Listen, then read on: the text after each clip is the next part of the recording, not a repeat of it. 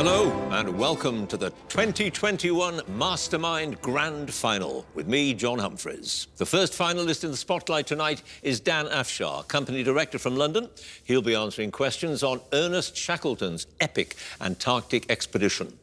Claire Barrow, a trust and estate practitioner from Devon. Her subject, the great Broadway and film musical composer Cole Porter. Frankie Vanko, a freelance translator from Leicestershire, who will be answering questions on the Vienna Secession, the art movement that shook Austria's cultural elite. Harry Heath, a buyer from Worcestershire. His subject, the former American President Jimmy Carter. Jonathan Gibson, a PhD student in history from Glasgow, whose subject is the quintessentially English comedy songwriting duo Flanders and Swan.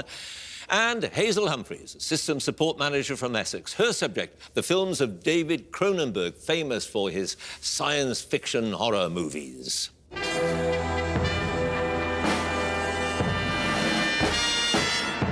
Our finalists have won their way through the heats and the semi-finals, but if those were the shootouts, this is the showdown. In an hour from now, one of these six will have won the right to join that elite group who have, over the years, become recognised as the nation's masterminds. The winner will also take home this rather magnificent glass bowl made by Dennis Mann, as they have all been since Mastermind began back in 1972. And all that stands in their way is the pressure of the black chair, the bright lights and the relentless ticking of the clock. Oh, and the small matter of answering a lot of questions correctly. They all know the rules. They get 2 minutes on their specialist subject and 2.5 minutes on general knowledge. So, let us see who can hold their nerve and end up with the trophy and the title. Would our first finalist join me, please?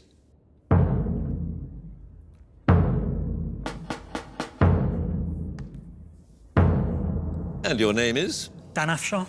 Your occupation? Company director. And your chosen subject? Shackleton's Antarctic expedition of 1914 to 17.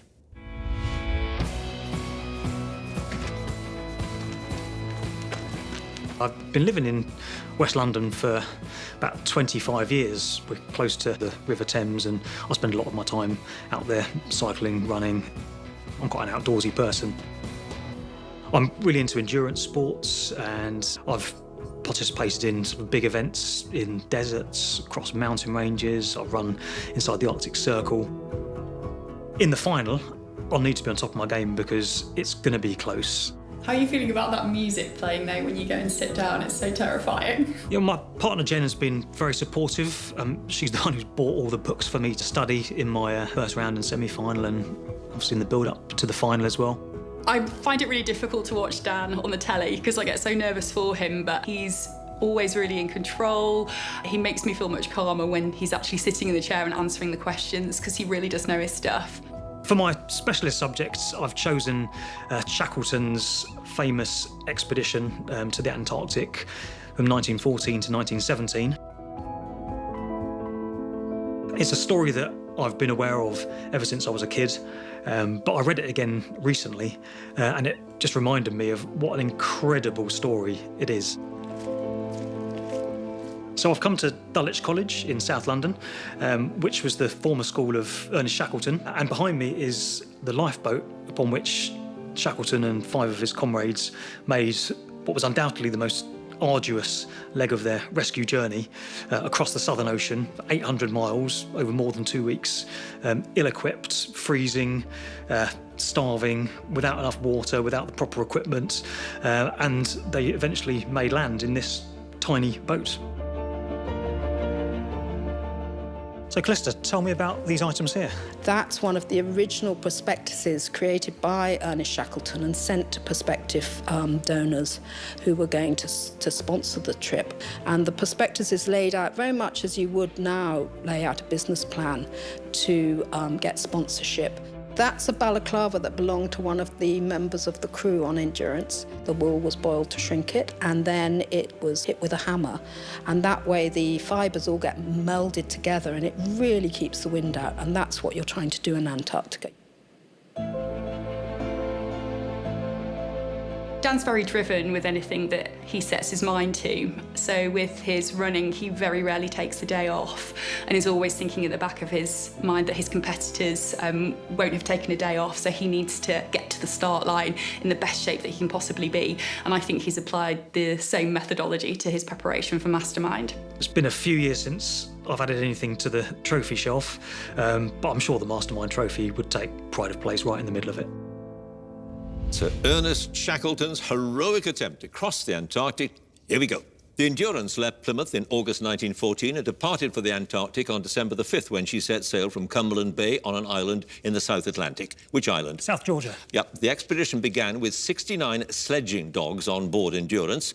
They were managed as far as South Georgia by a crew member who then left the ship. What was his name? Gooch. Yes. As she approached Antarctica, the Endurance became trapped in ice, and after 8 months, Shackleton gave the order to abandon ship. On which date in October 1915 was the order given?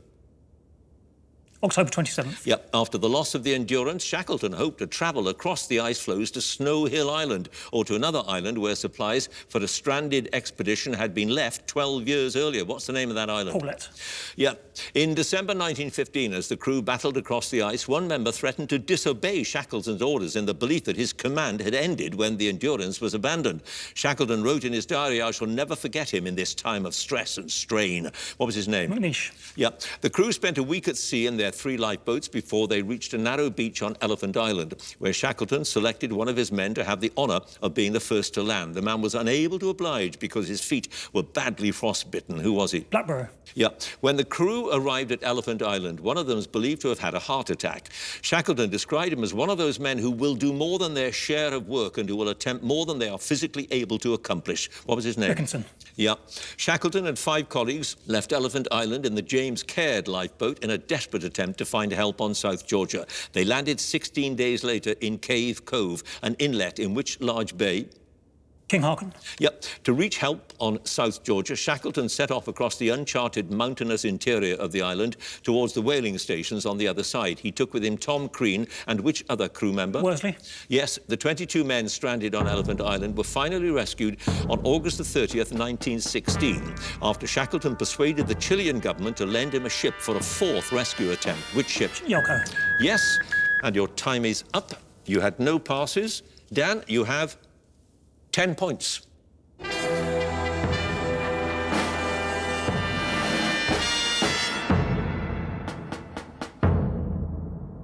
And our next finalist, please.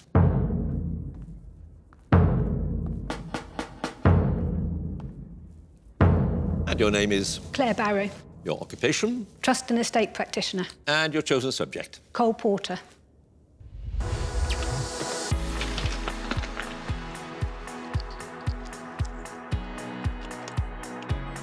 Cycling is a great antidote to quizzing, because when you're studying for learning answers all the time, you are just sat down, focused on bookwork. So it's great to get out on the bike and forget it all. It's actually completely different being in the black chair from being on the bike. The only thing that's the same is that you're seated. So I belong to the Honiton Spinners Cycling Club. Probably helps that I'm competitive. I hate to be left behind, so I try really, really hard to keep up.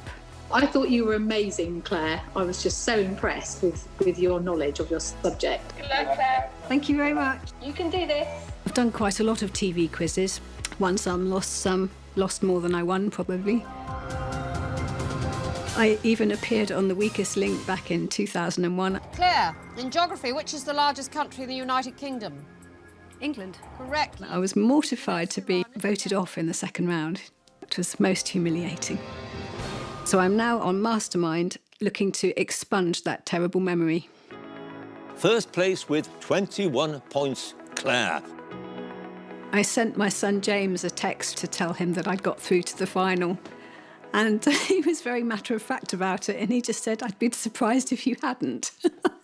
I already knew what had happened because I'd had messages from friends saying, "Isn't that your mum on TV?" And I was obviously like, "Well, yeah." She started off maybe a little bit nervous, but as she went through and answered the questions, she seemed to get a little bit more confident. What bird? Albatross. Yep. Which large... Mum is super competitive. When we were kids, she would never, ever let us win, just so that we knew we had to put in the extra effort to be able to beat her. My specialist subject for the final is Cole Porter. Cole Porter is an American writer of musicals.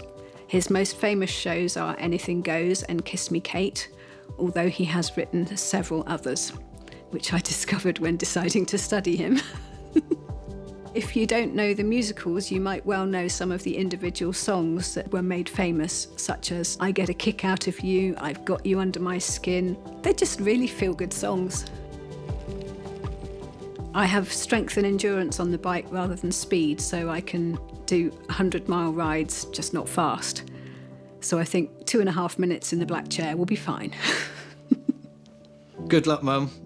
I know that you'll do it well. There's space on the mantelpiece ready for that trophy. Bring it home.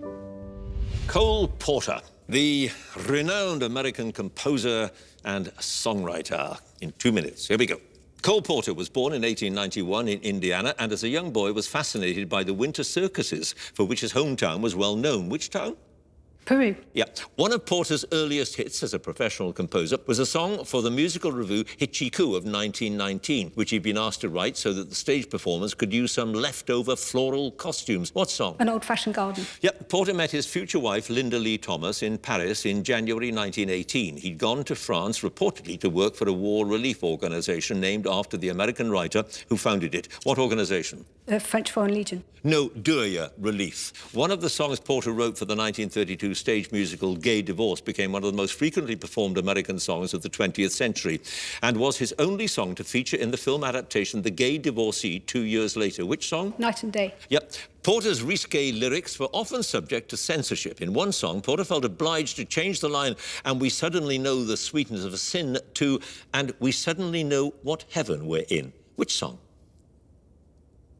Love for Sale. No, Begin the Begin. Throughout his marriage, Porter had a series of same-sex relationships. One of these was with an architect with whom he travelled along the Danube in 1933. What was his name? Ed Tauch. Yes. Cole and Linda Porter were known for throwing extravagant parties for their wealthy friends, including a noted ball in 1926 at the Palazzo San Rezzonico in Venice, where guests were encouraged to wear garments of two particular colours. What colours? Red and white. Yep. In the song I Hate Men from the musical Kiss Me Kate, the character Lily sings, I hate the most the athlete with his manner bold and brassy. He may have hair upon his chest, but sister, so has... Lassie. Yes, a horse-riding accident in 1937 left Porter physically disabled and in extreme pain for the rest of his life. The accident happened at a country club in Locust Valley, New York. What was the name of the club? Tonkin. No, Piping Rock Club. Porter cooperated in the production of a 1946 film about his life entitled Night and Day, though he later said of the script that none of it's true. Which actor played Porter in that film? Grant. Cary Grant. Correct. No passes, Claire. You have 7 points.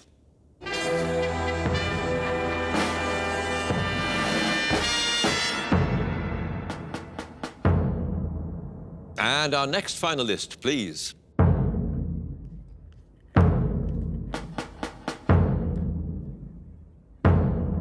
And your name is? Frankie Franco. Your occupation? Freelance translator. And your chosen subject? The Vienna Secession, 1897 to 1905. I've always loved watching quizzes, doing quizzes, general knowledge, just love learning new facts, new information. If I was lucky enough to win Mastermind, I would dedicate my win to my dad, who passed away in 2017. He's my hero, my best friend. I miss him every day, and he's the one who first got me into quizzing, and he would be so proud of me. I'm really, really proud to see her on Mastermind, and I know her dad would be so excited and thrilled to see her. It's just so sad that he's not here, but hopefully he's watching. My other main hobby is singing. I'm a member of Songbirds, a ladies' choir here in Market Harborough. Congratulations on reaching the grand final of Mastermind. Here's a little song to keep you motivated. Frankie, do you remember Frankie? For the final, I've chosen the Vienna Secession from 1897 to 1905. The Vienna Secession was an art movement set up in 1897 to bring some new modern art to Vienna. I really admire the way that the secession broke away from the conservative art authorities of the day and set up their own movement. My husband and I are both really keen quizzers. We've both been members of the Quiz League of London. We've both competed together on the BBC's Only Connect. We were lucky enough to win the last series. 007s, you are our champions. Well done. You've been the best this year. As Mastermind, I'm just on my own, of course. My biggest supporters are definitely my husband Andrew and my mum. Andrew worked his way through the entire Mastermind quiz book, asking me general knowledge questions to practice. I think Frankie deserves to win Mastermind because she's absolutely poured her heart and soul into it, and she's worked so hard. Winning Mastermind would mean everything to me. I would definitely class it as one of my greatest ever achievements. When you look at some of the people who've won it in the past, they really are the top quizzes around. So if you can manage to win Mastermind, I think that really does set you apart. The Vienna Secession, the Austrian art movement that emerged in the late 19th century. Here are your questions. In April 1897, a group of Austrian artists who became known as the Secession formed in opposition to Vienna's conservative art establishment. Which noted artist was elected as its first president? Klimt. Yeah. The first exhibition organised by the Secession opened on March the 26th, 1898. The exhibition was held on the premises of which organisation? Horticultural Association. Society, yeah. Cartoons for a triptych by the French artist Puvis de Chavannes, commissioned for display in the Parisian church now known as the Panthéon, was shown at the first exhibition. Which saint was the subject of the triptych? Genevieve. Yeah. What name was given to Room 11 at the first exhibition in which the Secession demonstrated their techniques of clarity and the effective use of space in the display of works of art? It was also the name of the Secession's journal. Versacrum. Yep. The Secession building, which was built to house the Society's exhibitions, opened in October 1898. It was given many nicknames because of its distinctive Art Nouveau design, but its most common nickname referred to the building's gilded cupola. What nickname? Golden Cabbage. Yeah. Gustav Klimt was commissioned to paint ceiling panels for Vienna University and exhibited them at the Secession, but a backlash from the authorities led him to return the commission. The paintings were entitled Philosophy, Medicine and... Jurisprudence. Yes. A German translation of a puppet play by the Belgian dramatist Maurice Maeterlinck was printed in its entirety in the December 1898 edition of Versacrum. What was the play's title? Die Nibelungen. No, Death of Tantegil. The Wiener Werkstätte, or Vienna Workshop, was created in 1903. Under the leadership of Josef Hoffmann, it was responsible for the design of a sanatorium in which small town in Lower Austria? Purkersdorf. Yes, after a dispute over the Secession's exhibition plans for the 1904 World's Fair, the Secession polarised into two camps. One, which included Otto Wagner and Karl Moll, was led by Klimt. The other, the so-called pure painters, was led by which artist? Engelhardt. Yes, Klimt and a number of other members left the Secession in 1905 after a dispute with the pure painters over Karl Moll's role in which art gallery? Mietke. Mietke is correct. No passes, Frankie. You have 9 points. Thank you.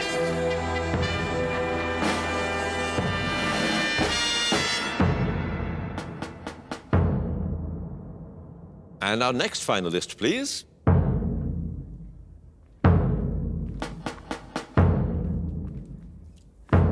And your name is? Harry Heath. Your occupation? Buyer. And your chosen subject? Jimmy Carter. Jimmy Carter was the 39th president of the United States.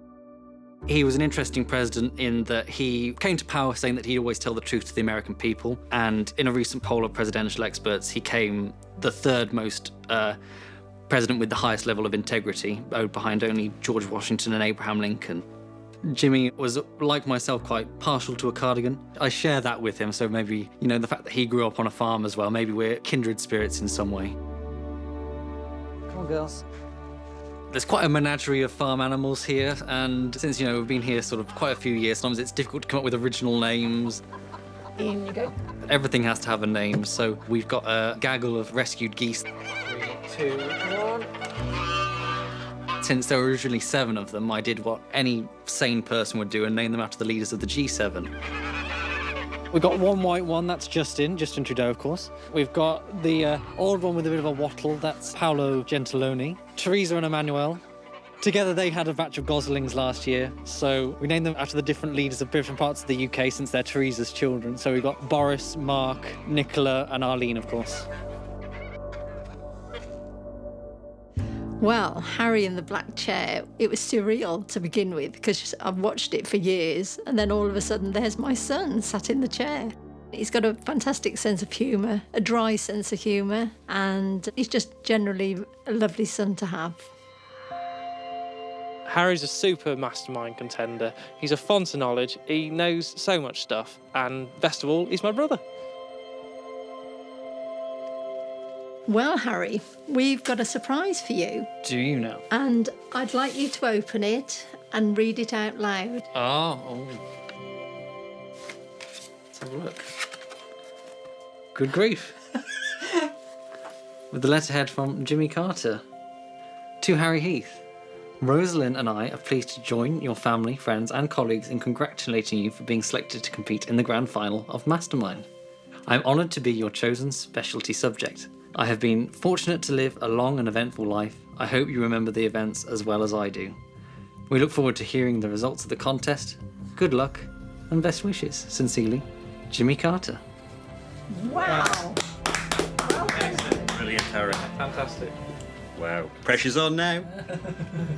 I've been doing a few quizzes around the place, so it'd be quite nice to go to some of those big gatherings of some of the biggest names in quizzing in the country and have that bragging rights and to be able to sort of introduce myself as, hello, Harry Heath, Mastermind champion. It'd be quite something. Jimmy Carter, the 39th President of the United States. In 2 minutes. Here we go. A 13-foot statue of a smiling peanut, which honours Carter's career as a peanut farmer, was erected in a town in rural Georgia where he was born in 1924. Which town? Plains. Yeah. Carter graduated from the U.S. Naval Academy in 1946 and 6 years later joined the nuclear submarine program after a successful interview with a naval officer whom he later described as one of the greatest engineers of all time. What was his name? Rickover. Yeah. After an unsuccessful campaign to be governor of Georgia in 1966, Carter became a born-again Christian. In May 1968, he spent several weeks in a small city in Pennsylvania where he carried out lay missionary work. Which city? Lockhaven. Yeah. Carter won the 76 election, and on his first full day as president, he pardoned Vietnam draft evaders. Around that time, he also appointed a former soldier to head the Veterans Administration. What was the name of the soldier? Young. Cleland. In May 1977, Carter spoke at a university in Indiana where he criticized America's previous tendency to have fought fire with fire. He cited Vietnam as the best example of this failed approach. Which university was he speaking at? Notre Dame. Yeah. Carter delivered an environmental message to Congress in May 1977, which included the proposed expansion of a national park in California by 48,000 acres. Which national park? Redwood. Yep. Which sportsman did Carter send on a tour of African countries to help persuade governments to join the boycott of the 1980 Moscow Olympics? Time magazine described it as the most bizarre diplomatic mission in recent US history. Muhammad Ali. Yeah. In 1980, Carter authorized a rescue mission of American hostages in Tehran, but was forced to abort it when too few helicopters could continue after a rendezvous at an improvised landing site in a remote area some 200 miles southeast of Tehran. What was the code name of the landing site? Desert One. Yeah. After Cyrus Vance resigned as Secretary of State in 1980 in protest of the unsuccessful mission to rescue the hostages in Iran, who did Carter appoint to succeed him? Muskie. Yeah. What's the name of the Baptist church where Carter started to teach Sunday school on a regular basis after he left the White House in 1981? Maranatha.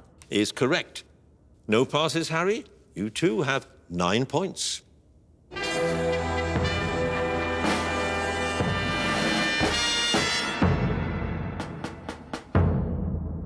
And our next finalist, please.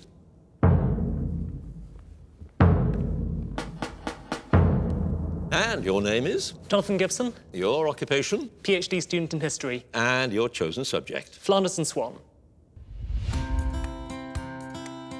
I was born and brought up in Glasgow. Despite the evidence of my very confusing accent, no one in my family understands why I speak like this. The family legend is that I had an audiobook of Stephen Fry reading Winnie the Pooh when I was 2 years old and just decided that is the right way to speak.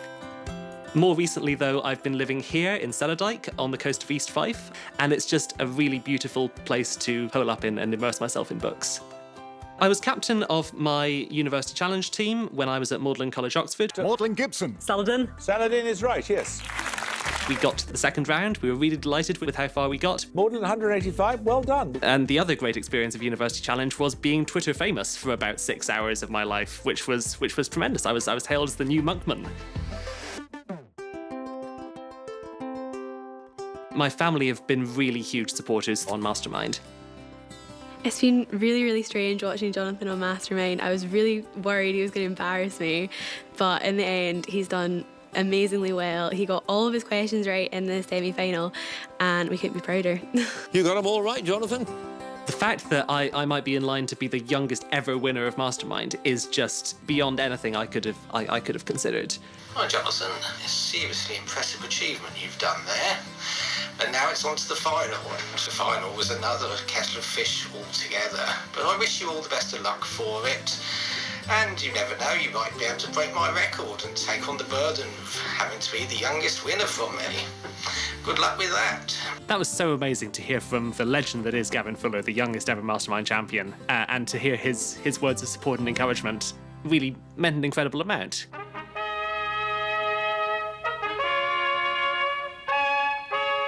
The specialist subject that I've chosen for the grand final is the classic musical comedy duo Flanders and Swan. Good evening, and welcome to At the Drop of a Hat.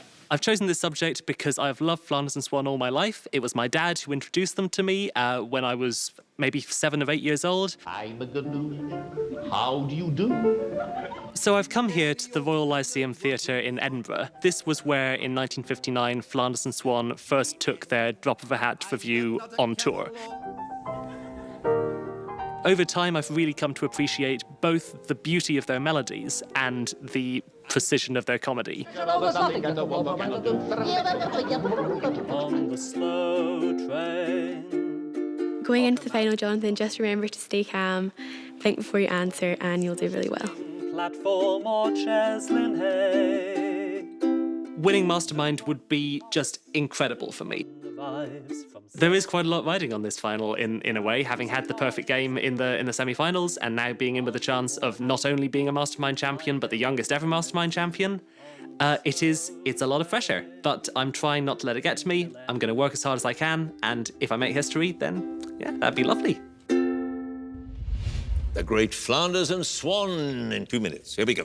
Michael Flanders and Donald Swan's first two-man review at the Drop of a Hat opened in 1956 and included their popular hippopotamus song. The chorus begins, mud, mud, glorious mud, nothing quite like it for... Cooling the blood. Yes, before they started to perform their own music, Flanders and Swan had written regularly for a series of revues whose performers included Joyce Grenfell and Ian Wallace. What was the name of the impresario behind those revues? Lister. Yep. For their Song of the Weather, Flanders wrote the couplet, in July the sun is hot, is it shining? No, it's not. What are the opening 4 words of this song? January brings the snow. Yes, the show At the Drop of a Hat features the song A Transport of Delight, in which Swan plays the driver of a London bus, with Flanders as the conductor. The lyrics in the middle section of the song twice feature a line by which poet? Wordsworth? Yeah, one of the duo songs is about love, but also features the word theodolite in the lyrics. What's the title of that song? The Armadillo. Yeah. In his autobiography, Swan describes the pair's creative process in the early years as philosophy in the morning, songwriting in the afternoon, supper, then performing to... His mother, Flanders' mother? Yes, Michael's mother. On one occasion, a politician asked Flanders and Swan how it was that they could hold the audience for 2 hours when he could hold the House of Commons for only 20 minutes. Which politician? Macmillan. Yeah. Flanders and Swan's second show, At the Drop of Another Hat, of 1963, included a song in which Flanders had written lyrics to music by Mozart, a direct transcription of most of the rondo from the 4th Horn Concerto. What's the title of that song? Ill Wind. Yeah. The West End performances of At the Drop of a Hat took place at the Fortune Theatre, at which theatre was the Drop of Another Hat staged. Initially, in 1963, there was a further run at the Globe Theatre in 1965. Haymarket. Yeah, Flanders and Swan's last stage performance together was in 1967, after more than 10 years and nearly 2,000 performances. They remained friends until Flanders' death in 1975. In which city did their final show take place? New York. Yes. In his welcomed introduction to At the Drop of Another Hat, Flanders says of one form of humour that its purpose is to strip off the veneer of comforting illusion and cosy half-truth, and that he and Swan are there to put it back again. What form of humour was he referring to? Satire. Is correct. No passes, Jonathan. You have 11 points. Thank you very much.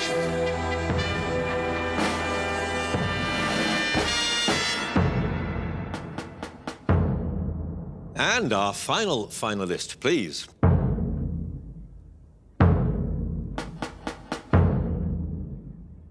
And your name is? Hazel Humphries. Your occupation? System Support Manager. And your chosen subject? The films of David Cronenberg. I've appeared on Mastermind 3 times before, and each time I seem to get a bit closer, so I kind of came sort of third in the heat, second in the heat, then got through to the semi-final last time but got knocked out, and this time through to the finals, so it feels like a kind of very, very gradual progression that I'm going through. Well, we're here today in the nearly spanking new Curzon Cinema, and I absolutely love it here. It's a real pleasure to come. Paul and I really do try to get out and see as many new films as possible. I would describe Hazel as extremely intelligent, very bubbly, very creative and very funny. What really makes Hazel tick is she's got a relentless pursuit of knowledge. She just likes to learn constantly. She likes to have a good laugh while she's doing it, but she is constantly educating herself. If I had to explain David Cronenberg to someone who hadn't experienced him, he's a Canadian film director. I mean, he's probably in his 70s now, thinking about it. But he started off doing quite sort of independent, unusual films. They tend to focus about what it means to be human, but they do use some quite gross-out special effects in some instances as well. He's hard to explain. I'd just go and check out his films. Hi, Hazel. David Cronenberg here. I'm flattered and kind of thrilled that you chose me as your Mastermind specialist subject. Best of luck on the night. Just can't believe that David Cronenberg left a message for me. It was fantastic. I just feel I've got to go and do Dave proud now. If I won Mastermind after all these tries, it would be like the end of an era, of a chapter in my life. What makes me a worthy winner? I think it's the number of times I've applied for this show and been on and kept going and kept going. I've got to stop. Somebody has to end this madness. David Cronenberg, the Canadian director known for his horror and science fiction films in 2 minutes. In Cronenberg's 1986 remake of The Fly, the eccentric scientist Seth Brundle invites a journalist called Veronica back to his lab to show us something that'll change the world. Which actress plays Veronica? Gina Davis. Yeah. Videodrome is a pirate television program that appears to show real-life torture and murder. It's produced by a company that specializes in inexpensive glasses for the Third World and missile guidance systems for NATO. What company? Spectacular Optical. Yep. In The Brood, Oliver Reed plays the psychologist Hal Raglan, who believes that manifestations of anger can produce physical blemishes on the body. His book, The Shape of Rage, is subtitled An Introduction to what? Psychoplasmics. Yeah. In Naked Lunch, loosely based on the book by William S. Burroughs, the cockroach exterminator Bill Lee meets a bizarre creature called a mugwump who tells him to get hold of a particular brand of portable typewriter that has mythic resonance. What brand? Clock Nova. Yeah. In The Dead Zone, the school teacher Johnny Smith wakes from a 5-year coma to find that he can experience visions of the future. His first vision is of his nurse's daughter who's trapped in a burning building. What's the daughter's first name? Cindy. Amy. A school bus carrying a group of telepaths in the film Scanners is attacked by members of an underground organisation who shoot the driver and cause the bus to crash into a record shop. What's the name of that shop? Groove Records. Disco Mart. In Dead Ringers, when the actress Claire Nouveau discovers that Elliot and Beverly Mantle, identical twins played by Jeremy Irons, share the same apartment, Beverly says, yeah, that's true. We both like... what? Jazz. Italian Furniture. A History of Violence stars Viggo Mortensen as the owner of a diner in a small town in Indiana who becomes a local hero when he shoots dead 2 armed robbers. What's the name of the town? Millbrook. Yep. A Dangerous Method is an adaptation of a 2002 stage play entitled The Talking Cure about the relationship between Carl Jung and Sigmund Freud by a writer who also wrote the film's screenplay. Which writer? Christopher Hampton. Yep. In Existence, a game designer and a marketing trainee stay in a motel while they're on the run where they eat a meal from a fast food outlet. What's the name of the outlet? Sam's Peaky... Now, you're almost there. It's Perky Pat's. However, Hazel, you have no passes. 6 points.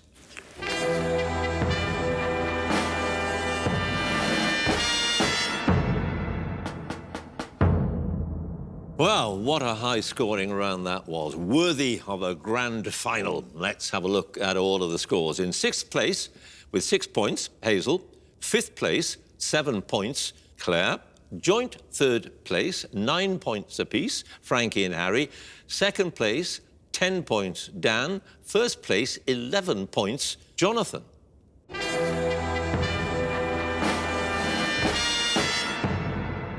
So we have reached the very final leg of the journey, the general knowledge round.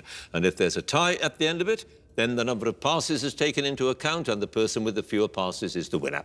And if they're tied on passes as well, then there has to be a tie break. So let us ask Hazel to join us again, please.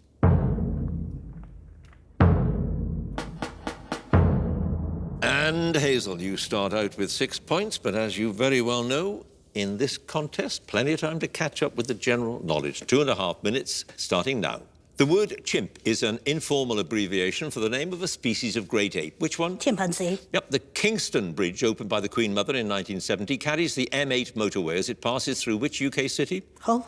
Glasgow. The frontierswoman Martha Jane Cannery is buried next to Wild Bill Hickok in a cemetery in Deadwood, Montana. She's better known by what nickname? Calamity Jane. Yep, what alternative term for a rhombus is also a word for a type of precious stone? Diamond. Yes. Which Austrian tennis player won his first Grand Slam title in the men's singles tournament at the 2020 US Open? Pass.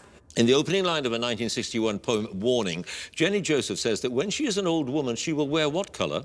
Purple. Yep. The slang term Bobby for a police officer is derived from the first name of a British politician who, as Home Secretary, established the Metropolitan Police in 1829. Which politician? Peel. Yep. Which American jazz singer, sometimes called the First Lady of Song, won the first 2 of her 13 Grammy Awards in 1958 for her Duke Ellington songbook and Irving Berlin songbook albums? Ella Fitzgerald. Yes. What brown, oily liquid obtained from coal tar is used mainly as a wood preservative? It can also be used as an antiseptic, and its name comes from the Greek for flesh preserver. Creosote. Yep. A British playwright and director, sometimes called the Master of Farce, is known for his plays such as Not Now, Darling and Run for Your Wife. What's his name? Tom Stoppard. Ray Cooney. What term that means to act subserviently or obsequiously comes from the imperial Chinese custom of kneeling and touching the ground in submission? Kowtow. Yep. Which British pop singer married the Stranger Things actor David Harbour in a ceremony in Las Vegas in September 2020? Adele.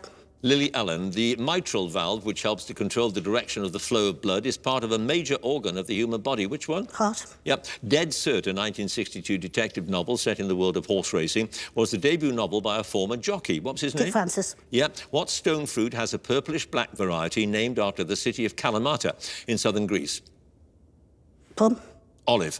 The Office of Strategic Services, which coordinated espionage behind enemy lines for American armed forces during the Second World War, was the forerunner of what organisation? FBI. CIA. What's the name of the stately home on the River Thames near Maidenhead, which was donated to the National Trust in 1942? It's the former home of the Astor family. Pass. In a well-known quote from a sketch in the television show Monty Python's Flying Circus, nobody expects the what? Spanish Inquisition. Yes, that is correct. You had 2 passes. Cliveden, the former home of the Astor family, and that Austrian tennis player, Dominic Thiem. You now have a total, Hazel, of 17 points.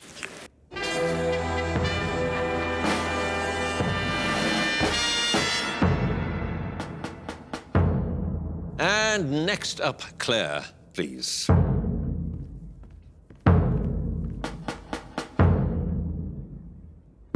And you start out with 7 points. Claire, the score to beat, as you have just heard, at the moment is 17. Here we go. The Apollo, the Adelphi and the Aldwych in central London are all what type of entertainment venues? Theatres. Yep. The word venison was once used to refer to the meat from several game animals, but is now restricted to meat from which one? Deer. Yep. The cities of Toronto and Ottawa are in which province of Canada? Ontario. Yep. In 2016, Maria Grazia Curie became the first female artistic director for which French fashion house? Chanel. Dior. The German actor Gerd Fröber played the villainous title character in a 1964 James Bond film. What film? Dr. No. Goldfinger. In the 1975 novel The Eagle Has Landed by Jack Higgins, a British statesman is the intended target of a Nazi plot. Which statesman? Churchill. Yeah. In September 2020, Bryson DeChambeau won the US Open Championship in which sport? Golf. Yeah.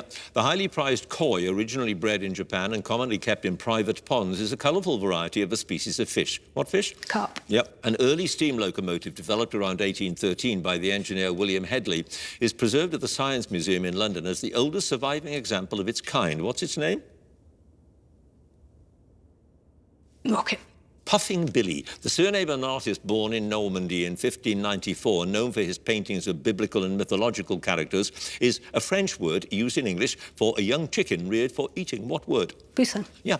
Which American singer had a UK #1 album in 2020 entitled Positions? It was her 4th consecutive album to top the UK chart. Taylor Swift. Ariana Grande. Lake Bled is a popular tourist destination in a former Yugoslav republic near the country's border with Austria. Which country? Slovenia. Yeah. Which actor and writer plays a widowed local newspaper journalist named Tony in the television comedy series After Life, which began in 2019? He also created the series. Bob Smith. Ricky Gervais. The words criticised, moonstruck, lovelorn and pandemonium are all first recorded in the works of which 17th century English poet? Milton. Yes, in the abbreviation AM, which means before midday, the letter M stands for meridian. What does the A stand for? Ante. Yeah. In October 1943, at the age of 80, a former Prime Minister of the UK married his private secretary, Francis Stevenson. Which Prime Minister? Churchill. Lloyd George. The sequence of prime numbers begins 2, 3, 5, 7. What number comes next? 11. Yes. Barbara Undershaft is the title character of the 1905 play Major Barbara by George Bernard Shaw. She's a member of which religious organisation? Quakers. Salvation Army. Oh, I was going to say that. No passes, Claire. You have 18 points.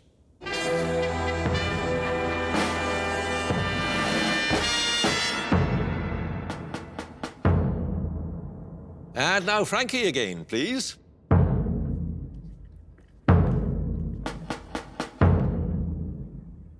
And Frankie, you start out with 9 points. 18 is now the score to beat.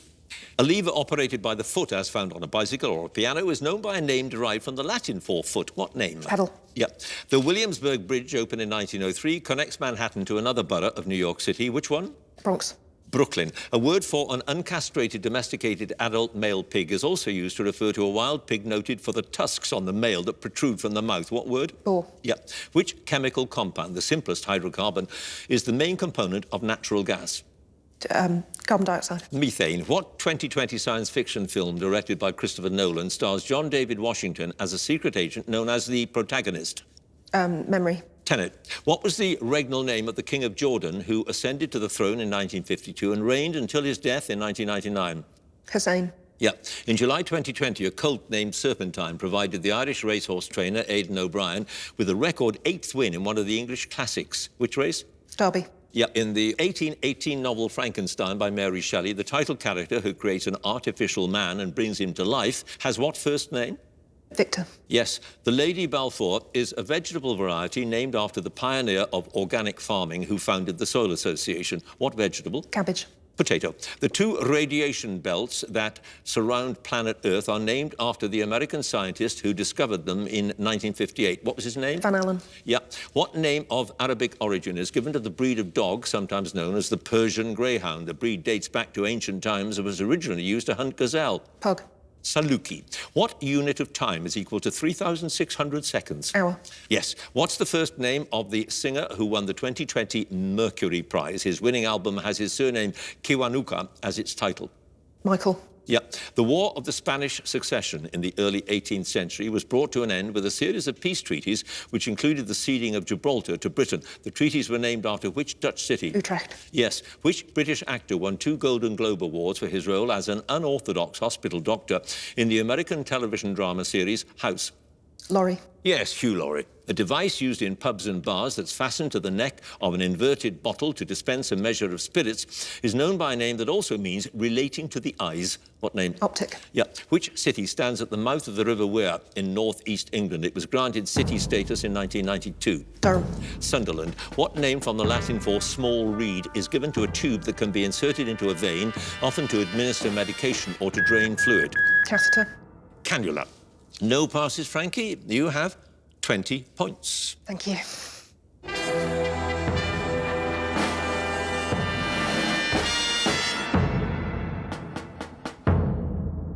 And now Harry again, please.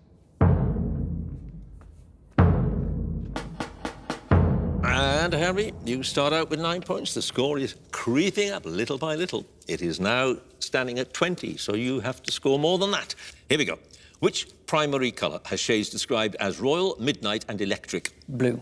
Yep. A word derived from Latin terms for on both sides and right-handed describes people who can use the right and left hands equally well. What's the word? Ambidextrous. Yep. In October 2020, the scientists Emmanuelle Charpentier and Jennifer Doudna became the first two women to be joint recipients of which Nobel Prize?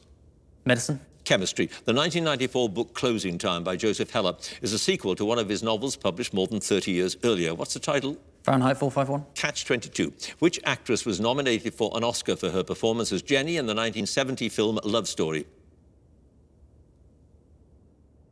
Pass. What weather condition caused by tiny water droplets suspended in the air is defined by the Met Office as cloud at ground level that causes a reduction in visibility to less than 1,000 metres? Mist. Fog. What was the first name of the younger brother of Robert the Bruce, who was acclaimed as King of Ireland in 1315? He was killed 3 years later at the Battle of Fogard. Malcolm. Edward. In France, the organisation known by the initials SNCF was formed in 1938 to operate what mode of transport?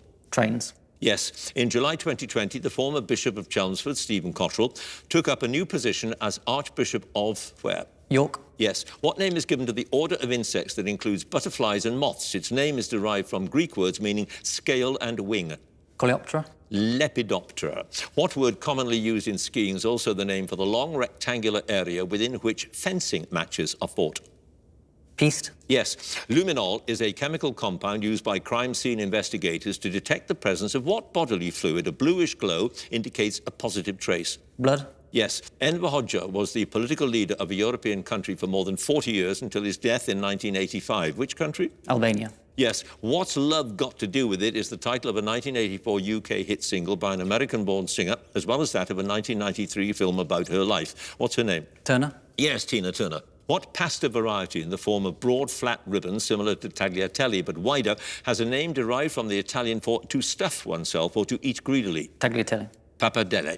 In July 2020, a former England cricketer was nominated for a life peerage, and in October he took his seat in the House of Lords. What's his name? Botham. Yeah. Which prison near Princetown in Devon was originally built to house French military personnel captured during the Napoleonic Wars? King Staten. Dartmoor. One pass. That actress nominated for her performance as Jenny in the 1970 film Love Story was Ali MacGraw. You have now, Harry, 18 points. Thank you.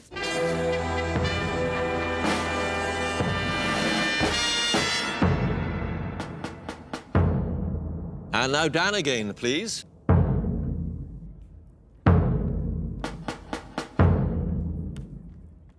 And Dan, you start out with 10 points. 20 is still the score to beat in the race for the title. Here we go. What word for the underside of a person's foot is derived from the Latin for sandal? It's also the name for a type of common flatfish. Sole. Yeah. From its foundation by Alexander the Great until AD 642, the port of Alexandria was the capital of which North African country? Egypt. Yeah. Which Australian singer topped the UK albums chart for the 8th time with her 2020 release entitled Disco? Kylie Minogue. Yeah. What name's given to the larva of the crane fly or daddy longlegs because of its thick outer skin? Flat fly. Leather Jacket, a novel by Louisa May Alcott about a group of sisters, was adapted as a 2019 film that was nominated for an Oscar for Best Picture and starred Saoirse Ronan and Emma Watson. Which novel? Little Women. Yeah. The rugby union club known as the Chiefs, who in 2020 won both the Champions Cup and the domestic premiership title, is based in which English city? Exeter. Yes. What stage musical features the duet I Know Him So Well? The song was a UK #1 single in 1985 for Elaine Page and Barbara Dixon. Cats.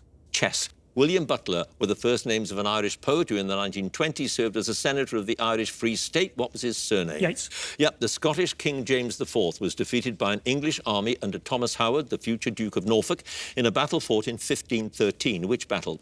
Culloden. No, Flodden. The television drama series The Wire and The Deuce were created and written by a former journalist with the Baltimore Sun. What's his name? Stevens. No, David Simon. A system of air supply used by divers is known in full as self-contained underwater breathing apparatus. It's better known by what acronym? Scuba. Yes. Which American composer's best-known works include Memphis Blues and the classic St. Louis Blues? Glass. handy. Which chemical element has the atomic number 8 and sits between nitrogen and fluorine in the periodic table? At room temperature, it's a colourless, odourless gas. Oxygen. Yes. Which major river flows for most of its length through Venezuela before it reaches the Atlantic Ocean, except for one stretch that forms part of the border with Colombia? Orinoco. Yes. In October 2020, the cyclist Theo Gegenhardt became the 5th British rider to have won a Grand Tour event when he came first in which race? Giro d'Italia. Yep. The premolar teeth are sometimes known by an alternative name that derives from the Latin for two and points. What name? Bicuspid. Yes. The mating call of a small wood-boring beetle is a tapping sign that was once believed to forecast an imminent fatality. What's the common name of this beetle? Deathwatch. Yes. The artist born Tiziano Vecellio towards the end of the 15th century is often called the greatest painter of the Venetian school. He's better known by what name? Titian. Yes. From 1971 and started self-finish until 1992, Selwyn Lloyd, George Thomas and Bernard Wetherill were the consecutive holders of an important role in the House of Commons. What role? Speaker of the House. Is correct. No passes, Dan. You have scored 24 points.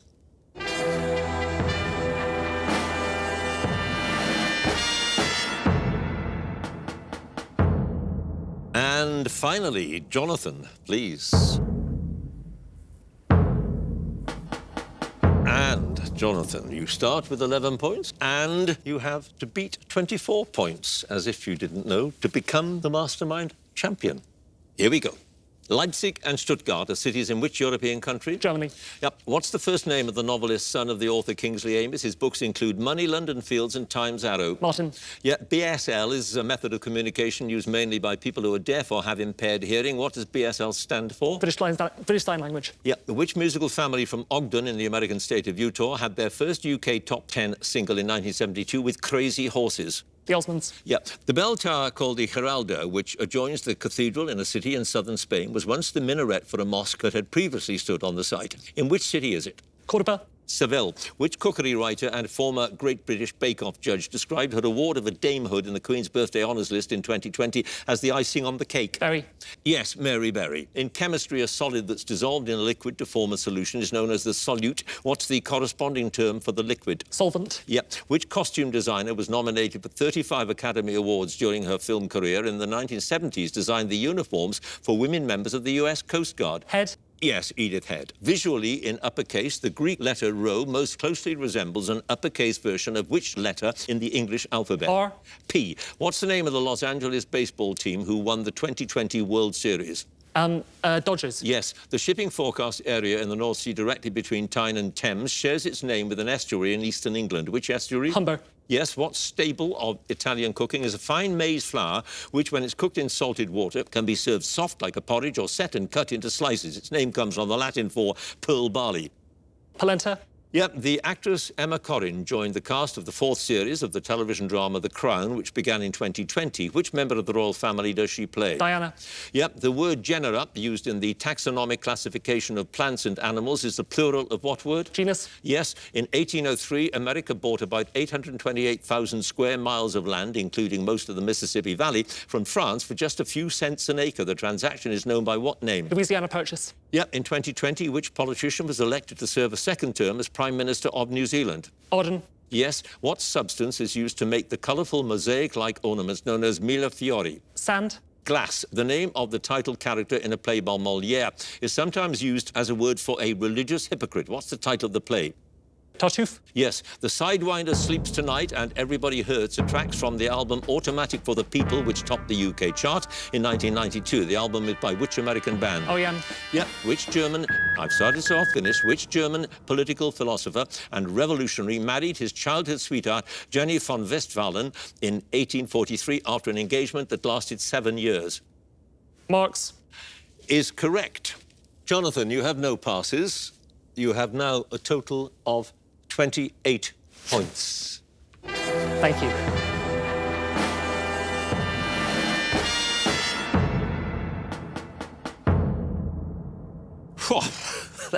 Let's have a look at the final scores. In 6th place with 17 points, Hazel. In joint 4th place, 18 points apiece, Claire and Harry. 3rd place, 20 points, Frankie. 2nd place, 24 points, Dan. 1st place with 28 points, Jonathan, which means, of course, that Jonathan is the 2021 Mastermind champion and takes home the trophy. Jonathan, congratulations.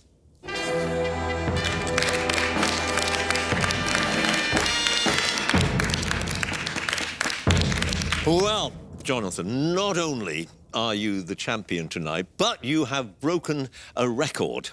This programme has been on the air for 49 years. You are the youngest person ever to become Mastermind champion. I know, it's absolutely incredible. It's such a huge honour, I'm completely speechless. And I expect there's a certain chap out there called Gavin Fuller who's a bit speechless as well, because he's held that record for, well, since 1993. He was the youngest. Now it's you. It's an incredibly long-standing record. So many amazing quizzes have taken their place on this role of honour, and I'm just so unbelievably lucky that I get to join them. So what are you going to do with that and with your new career? I mean, are you going to become a professional quizzer? Oh, I can't possibly think that far ahead at the moment, but I'm just looking forward to getting this home and putting it on my desk. Congratulations. Thank you very much. And let me just thank all the 96 contenders from this series who have been brave enough to sit in that infamous black chair. And if you think you have what it takes to become a Mastermind champion like Jonathan, or indeed you just want to test your knowledge in front of lots of people, do go to our website, bbc.co.uk/mastermind, and you can follow us at Mastermind Quiz. And do join us again next time when we go in search of a new Mastermind champion. Thanks for watching. Goodbye.